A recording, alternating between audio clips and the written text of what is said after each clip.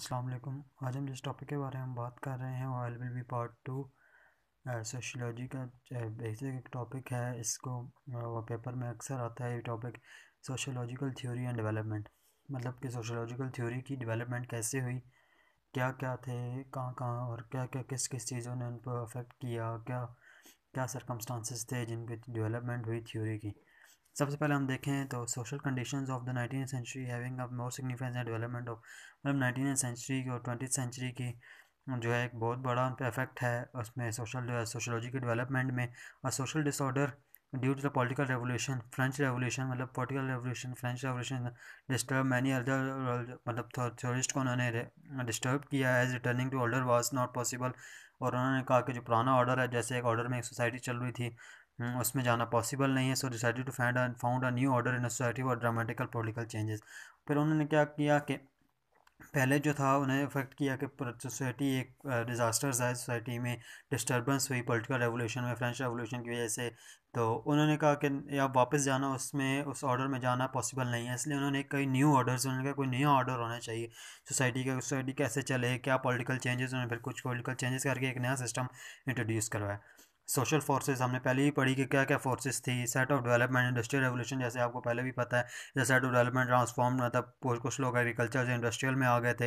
ये social forces हम पढ़ेंगे कि कौन सी सोशल फोर्सेस थी जिन्होंने डेवलपमेंट के लिए फोर्स किया। मतलब सोशल फोर्सेस आपको पता है कि वो फोर्सेस होती हैं जो किसी भी चेंज के लिए, किसी भी डेवलपमेंट के लिए कोई किसी चीज़ को फोर्स करती हैं।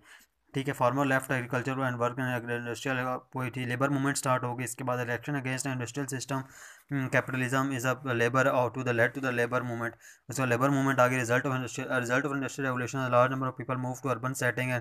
वो अर्बन सेटिंग में आ गए काफ़ी लोग। The expansion of the cities create urban problems, मतलब अर्बन प्रॉब्लम्स आ गई। Alternative vision of worker paddle. Socialism का एक कॉन्सेप्ट आपको पता है कि कैपिटलिज्म, आपको पता है कि वो जो चीज़ें जो कैपिटलिस्ट होते हैं वो उनको वेजेस नहीं देते थे लेबर को। लेबर मूवमेंट स्टार्ट हो गई। इंडस्ट्रियल, आप कुछ लोग गांव से शहर की तरफ आए, शहर वाली तरफ आए, तो अर्बन सेटिंग में प्रॉब्लम्स हो गई, क्रिएटेड हो गया। इस वजह से सोशलॉजिस्ट ने, उन चीज़ों ने सोशलॉजिस्ट को बहुत अट्रैक्ट किया कि socialism emerge as an alternative vision of workers paradise with which wealth are equally distributed. मतलब एक उन्होंने नया एक उन्होंने कहा कि जन्नत है, कि लोगों के लिए उन्होंने जन्नत समझा इस चीज़ को, कि पैराडाइज है कि वेल्थ जो है equally distributed. Karl Marx is highly critical capitalist. Karl Marx आपको पहले ही पता है, कार्ल मार्क्स के खिलाफ था और उसने प्रमोट किया था सोशलिज्म को।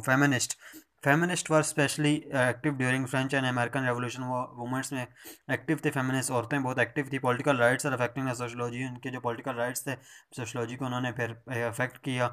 Affect of all of these, मतलब ये पूरे जो सब कुछ हुआ इसमें all of these changes religion में थे। Most of the religion came, most of sociologist came from religious background and understand the place of religion and morality in the modern society. फिर उन्होंने इस चीज़ को अंडरस्टैंड किया कि रिलीजन की क्या प्लेस है और मोरालिटी और उसकी क्या प्लेस है। इस वजह से सोशल, क्योंकि इस चीज़ों ने रिलीजन को अफेक्ट कर दिया था। मतलब लोग सोशलिज्म में आ गए थे, लोग उस तरफ, मतलब कैपिटलिस्ट था, लोग किसी का ख्याल नहीं करते थे। इसने इन चीज़ों ने इनको लेबर मूवमेंट स्टार्ट हुई, इस चीज़ों ने रिलीजन को अफेक्ट। ये अब सोशल फोर्सेस। तीसरा, उसके बाद जो सोशल फोर्सेस है वो है technological products of science. Through this period technology products of science for emerging was every sector of life. मतलब साइंस हो रही थी, इम्प्रूव हो रही थी। साइंस वाज इक्वल प्रेस्टेज, उसकी एक प्रेस्टेज उसको मिल रही। There was a debate between sociologist and some were thinking mode of discipline were hard science and some thought that preserve distinctive characteristic. मतलब उसने इसमें फिर अब टेक्नोलॉजिकल साइंस में कुछ लोग कहते थे कि नहीं, जो सोशलॉजी है उसको भी ऐसे ही डील करना चाहिए जैसे साइंटिफिक मेथड से, जैसे साइंस को करते हैं। कुछ कहते हैं नहीं, इनके अलग फैक्टर होते हैं, जैसे सोशल लाइफ को अलग होते हैं, साइंस अलग होती है। फिर उसके बाद हमारे पास इंटेलेक्चुअल फोर्सेज आ गई। मतलब पहले हमने सोशल फोर्सेज देखी कि उन्होंने क्या डेवलपमेंट में किया। अब rise of social in century, in 18th century there was a great change of philosophical thoughts. मतलब एक ग्रेट चेंज था philosophical thought and the light enlightenment period was intellectual. Enlightenment thinkers were trying to combine reason and research. मतलब वो कहते थे कि reason जो है ना, कोई भी अगर हम कोई काम करते हैं तो वो रीज़न पे बेस करता है। कोई भी कहता था कि एनलाइटमेंट के जो थे, जो और एक एनलाइटमेंट का एक थ्योरी स्टार्ट हुई। एनलाइटमेंट एक प्रोसेस था, उसने कहा कि उन्होंने कहा रीज़न पे होगा, जो भी रिसर्च होगी उस पर रीज़न होनी चाहिए। मॉडल ऑफ न्यूटन साइंस, वो कहते थे जैसे न्यूटन ने कहा था कि जो अगर सेब गिरा है तो वो ग्रेविटी में, क्यों उसमें ग्रेविटी है, उसमें उसने उसमें भी इस चीज़ को उसने रीज़न मिला। ये भी कहते थे कि जो भी चीज़ है उसमें रीज़न होनी चाहिए। जो भी जिस तरह का भी जो भी कॉन्सेप्ट होगा सोशलॉजी का, उसमें रीज़न ज़रूरी है। There was a basically producing systematic bodies based on rational science and real world observation, there ideas were conflicted with the traditional religious bodies and like that. उन्होंने कहा उनके जो आइडियाज़ थे ना कि रीज़न होनी चाहिए, रीज़न जो भी है ये कॉन्फ्लिक्ट करते थे, जिससे चर्च से ये कॉन्फ्लिक्ट करते थे। रिएक्शन ऑफ कंजर्वेटिव, अब एनलाइटमेंट पे रीज़न जो है ना उन लोगों का, जो कंजर्वेटिव वाले थे उनका एक रिएक्शन है conservative reaction. Enlightenment characterize anti modern sentiments, उसने कहा ये तो एंटी मॉडर्न सेंटीमेंट्स थे। It force thinkers to emphasize that society can be exist on their own rather than individualism of the enlightenment. उन्होंने कहा कि रीज़न के नहीं, सोसाइटी जो है वो खुद एक एग्जिस्ट करती है, सोसाइटी है, उसके लिए रीज़न की ज़रूरत नहीं, सोसाइटी है तो है। ये एक उन्होंने बात की। डेवलपमेंट ऑफ फ्रेंच, अब हमने पहले देखा, हम फ्रेंच के इसमें देखेंगे फ्रेंच में कैसे हुई, जर्मनी में कैसे हुई, इसके बाद हम ब्रिटिश में देखेंगे ब्रिटिश सोलिडिटी में कैसा इसका ओरिजिन था। देखें, अब सबसे पहले हमारे पास सेंट सिमन आते हैं, नहीं सेम ये सबसे पहले फ्रेंच फिलोसफर या फ्रेंच सोशलिस्ट हम इसे कहते हैं। ही वाज अ पॉजिटिविस्ट, ये पॉजिटिविस्ट था। Who believe that the study of the social phenomena should be same as scientific technology. इसने कहा कि ऐसा होना चाहिए जैसे उसमें वो एनलाइटमेंट के साथ था। उसने कहा जैसे नेचुरल साइंस को हम पढ़ते हैं ऐसे ही हमें scientific. He work on a need of social reforms, उसने सोशल रिफॉर्म पे and centralize the planning economic system, इसने एक सेंट्रलाइज किया प्लानिंग इकोनॉमिक सिस्टम की। August Comte invented the term sociology like Simon, Simon इसने एक इन्वेंट किया, आपको पता है एग्जस्ट कॉम्टे ने। ही also believe the social phenomena should B scientific, ये भी इनलाइटमेंट के, but Comte was disturbed by the confusion of French society, so he was critical of enlightenment and French revolution.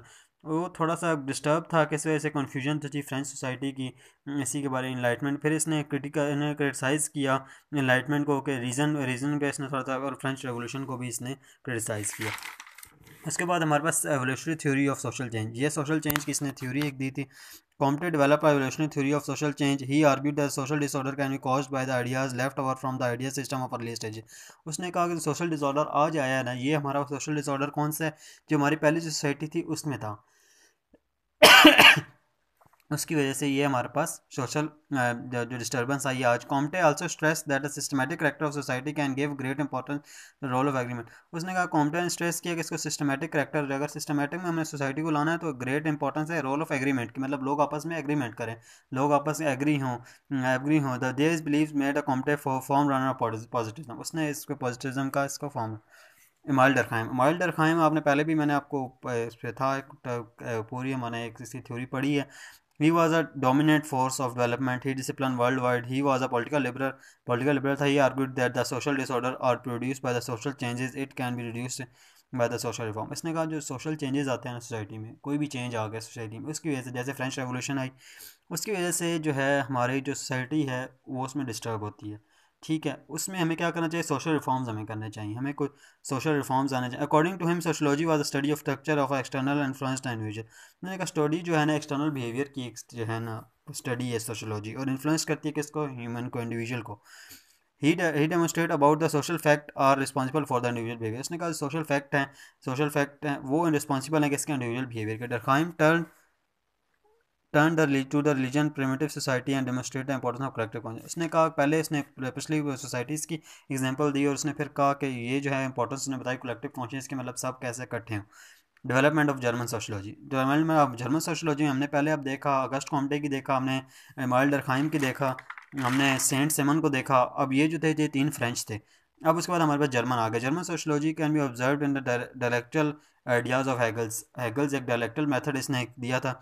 Like the evolutionist theory, इसने जो कहा था कि Hegel offered the evolutionary theory dialectic उसने एक थ्योरी दी थी। Dialectic theory is view that the world is made up of not a static structure. उसने बात की कॉन्ट्राडिक्शंस की, कॉन्फ्लिक्ट्स की, रिलेशनशिप्स की। उसने कहा था कि जो वर्ल्ड है ना, वर्ल्ड किस से बना हुआ है, वर्ल्ड किस चीज़ से, स्टैटिक स्ट्रक्चर्स नहीं है, मतलब स्टैटिक एक चीज़ नहीं है कि जो जिन चीज़ जो फीलिंग्स होगी इस चीज़ से नहीं है, वो उसका रिलेशनशिप्स है, कॉन्फ्लिक्ट्स हैं, कॉन्ट्राडिक्शंस हैं। जब कोई कॉन्ट्राडिक्शंस आते हैं तो कोई सोशल चेंज आता है, कोई कोई चीज़ होती है तो इसके कार्ल मार्क्स तो आपको पता है, कार्ल मार्क्स पहले वर्ल्ड क्रिटिसाइजिंग द हैगल, इसने क्रिटिसाइज़ किया हैगल को। इसने कहा फेवरिंग अब्स्ट्रैक्ट आइडिया, इसने कहा वो एब्स्ट्रैक्ट आइडियाज़ को फेवर करता है, abstract ideas over a real people, adopted a materialist orientation. He focused the real material like wealth. उसने कहा रियल मटेरियल पे होनी चाहिए, उसने फोकस होना चाहिए। ये नहीं होता कि सिर्फ सोसाइटी जो है रिलेशनशिप से बेस नहीं करती, सोसाइटी वेल्थ और स्टेट पे बेस करती करती है, ये एक मटेरियल चीज़ें हैं। उसने मटेरियलिस्टिक बात की। He argued that the problems on modern society can be traced to real material. उसने कहा मटेरियल की बात की, उसने कहा मटेरियल पे है चीज़ें। उसने एक लेबर थ्योरी हमें, as Karl Marx was a materialistic, उसने materialistic he gave a labor theory of the value in which he argued that the capitalist profit was based on the fact that they are taking advantage of selfishly of labor। मतलब उसने एक बात की कि ये जो capitalist है ना, इनका जो प्रॉफिट है, इस ये इनका जो प्रॉफिट जो बेस करता है, क्यों? क्योंकि ये जो है ना एडवांटेज लेते हैं, किसका? सेल्फिशली एडवांटेज लेते हैं जो लेबर है इनके पास उसका। Marx Weber, as Weber was a familiar with the Marx writing, उसने वो मार्क्स कार्ल मार्क्स की राइटिंग से फैमिलियर था। व्यूड द राइटिंग, उसने उसकी उसने कहा इकोनॉमिक डिटर्मिनेंट्स हैं। उसने कहा उसकी राइटिंग ठीक है, पर उसकी जो राइटिंग है वो इकोनॉमिक डिटर्मिनेंट्स हैं, मतलब इकोनॉमी के हम लिहाज से देखें तो वो चीज़ ठीक है, इकोनॉमी डिटरमाइन कर रहे हैं उसमें। He saw the theory of capable affecting the modern world, उसने कहा कि थ्योरी जो है मॉडर्न वर्ल्ड को भी अफेक्ट करती है। वेबर डिड नॉट डिनाई, उसने इसकी थ्योरी को डिनाई नहीं किया, बल्कि इसने इसकी थ्योरी को affect the multi deny the effect of material structure but point out the importance of ideas as well. उसने क्या किया कि उसने इसकी थ्योरी को रिजेक्ट नहीं किया, उसने ये नहीं कहा कि इसकी थ्योरी गलत है मटेरियल स्ट्रक्चर पर, उसने कहा आइडियाज़ का भी कुछ वैल्यूज़ होती हैं, उसने इंपॉर्टेंस दी आइडियाज़ को भी। उसने एक थ्योरी दी रैशनलाइजेशन और कैपिटलिज्म की। Marx offer the theory of capitalism, Weber work on based on rationalism. Marx ने कैपिटलिज्म की बात की, इसने जो है रैशनलाइजेशन के applying rules and regulation and laws to be dominate sector of society on the model of bureaucracy. उसने उसने ब्यूरोक्रेसी की बात की। उसने कहा जो हमारे रूल्स और रेगुलेशंस हैं ना, जो लॉज हैं हमारे, हमें क्या डोमिनेट होने चाहिए, डोमिनेट करते हैं हमारे, अप्लाई करना चाहिए रूल्स। द प्रोसेस रैशनलाइजेशन एक ऐसा प्रोसेस है जो रूल्स एंड रेगुलेशंस और लॉज, हम डोमिनेट सेक्टर जो है सोसाइटी का, उस पर हम लोग अप्लाई करते हैं, किसमें? Model of bureaucracy. Study was religion show the rational legal forms took hold in the west but not any. उसने जो एक रिलीजन की स्टडी की, वो एक हमें देख पता चलता है कि वो एक वेस्ट में उसने एक इंपॉर्टेंट रोल अदा किया, पर उसने कहीं और उसका रोल नहीं था, उसने इंपॉर्टेंस इसकी इतनी नहीं थी। जॉर्ज सिमल, इसके बाद हमारे पास जॉर्ज सिमल आ गया। As Marx and Weber was working on large scale issues, वो मतलब लार्ज स्केल पे बात करते थे, पर जो सिमल था ना, उसने बात की स्मॉलर स्केल पे। उसने इंडिविजुअल एक्शन की, इंटरेक्शन की बात की। उसने कहा ये जो बड़ी चीज़ें, ये वेल्थ हो गई, स्टेट हो गई, ये रिलेशनशिप्स हो गए, ये चीज़ें तो बाद में हैं। सबसे पहले हमारे पास आता है एक्शन और इंटरेक्शन होनी चाहिए, लोगों इंटरेक्ट करेंगे तब। ही राइट शॉर्ट ऐसे, ठीक है। अब हम देखेंगे इसका ओरिजिन जो है British sociology. British sociology was shaped in 19th century. British sociology थी वो 19th सेंचुरी में, उसकी 3 मेन सोर्सेज थी, पॉलिटिकल इकोनॉमी, एमोरलिज्म और सोशल एवोल्यूशन। ठीक है, सबसे पहले हम ब्रिटिश सोशियोलॉजिस्ट को देखते हैं। British they saw the market economy as a positive force. उसने कहा जो मार्केट इकोनॉमी एक पॉजिटिव चीज़ है। The task of sociology for the not to criticize society. उसने कहा कि जो सोशलॉजिस्ट हैं उनका ये सिर्फ टास्क नहीं है कि वो सोसाइटी को हर वक्त क्रिटिसाइज करते रहें, उसकी प्रॉब्लम्स निकालें। उनका काम है कि जो डाटा है, लॉज, जो लॉ सोसाइटी में, जो जिस लॉ से सोसाइटी ऑपरेट हो रही है, उन लॉ उसके जो हैं उसको, उससे डाटा गैदर करे, जो लॉज हैं उनसे डाटा गैदर करे। और goal was to provide the government facts, मतलब गवर्नमेंट को फैक्ट्स करे, और उनकी जो वर्किंग है, उनकी जो वर्किंग को वाइजली डायरेक्ट करे कि ऐसे आपको काम करना चाहिए, ऐसे काम नहीं करना चाहिए। ठीक है, उनको क्रिटिसाइज नहीं करना चाहिए। Amoralism is a desire to solve social, it is a desire to solve social problems. उसने कहा कि जो एमोरलिज्म है ना, वो जो है बाय रिफॉर्मिंग इंडिविजुअल। उसने कहा कि सोशल प्रॉब्लम्स का जो हल है वो सिर्फ यही है कि सोशल रिफॉर्म हमें करना चाहिए इंडिविजुअल में। As British social do not think the poverty as a source of problem of society, so they focused on the reforming of. उन्होंने कहा कि पॉवर्टी को उन्होंने इस प्रॉब्लम नहीं बनाया, उन्होंने कहा पॉवर्टी प्रॉब्लम नहीं है, प्रॉब्लम लोग हैं। इस वजह से उन्होंने लोगों को चेंज करना। Attractive evolution theory, August Comte, ये जो थे अगस्ट कॉम्टे की थ्योरी जो थी, British thinkers attract the evolution theory of urban. ठीक है, अगस्ट कॉम्टे, इसमें सबसे पहले जो था हर्बर्ट स्पेंसर था। हर्बर्ट स्पेंसर क्या कहता था कि जो थ्योरी है ना, जो सोसाइटी है वो खुद ब खुद प्रोग्रेस कर रही है, हमें इसलिए थ्योरी सोसाइटी को अपने आप पे छोड़ देना चाहिए, वो खुद ब खुद जैसे उसने करनी है, हमें इसमें इसमें ना इतने ज़्यादा हमें इंटरफेयर नहीं करना चाहिए, हमें इंटरवीन नहीं करना चाहिए इसके अंदर। ये मतलब हमारी पूरी डेवलपमेंट थी। फ्रेंच हमने देखा, हमने ब्रिटिश देखा, उसमें हमने जर्मन देखा, उसके बाद हमने सोशल फोर्सेस देखी कि क्या किस किस सोशल फोर्सेस था। ये एक टॉपिक पूरा बन जाता है हमारा sociological development, theory and sociological development between 16 to 1800 BC कर सकते हैं। ये हमारा पूरा टॉपिक था। Thank you very much.